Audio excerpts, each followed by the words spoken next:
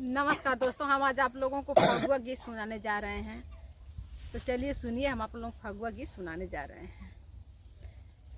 गोरिया कई के सिंगार अंगन में पिसेली हरदिया।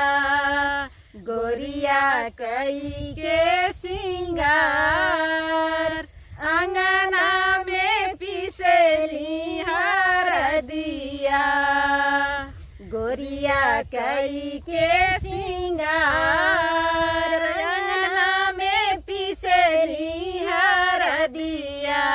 गोरिया कई के सिंगार अंगना में पिसेली हरदिया। कहवा के हउए हो सिला सिला बटिया। कहवा के हउए हो सिला सिला बटिया। कहवा के हरदी पुरान। कहवा के हउए हो सिला सिला बटिया। कहवा के हउए हो सिला सिला बटिया। कहवा के हरदी पुरान हो। कहवा के हरदी पुरान अंगना में पिसेली हरदिया।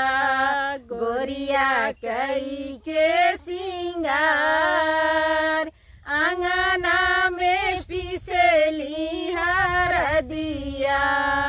गोरिया कई के सिंगार अंगना में पिसेली हरदिया। नैहर के हउए हो सिला सिला बटिया। नैहर के हउए हो सिला सिला बटिया। ससुरे का हरदी पुरान।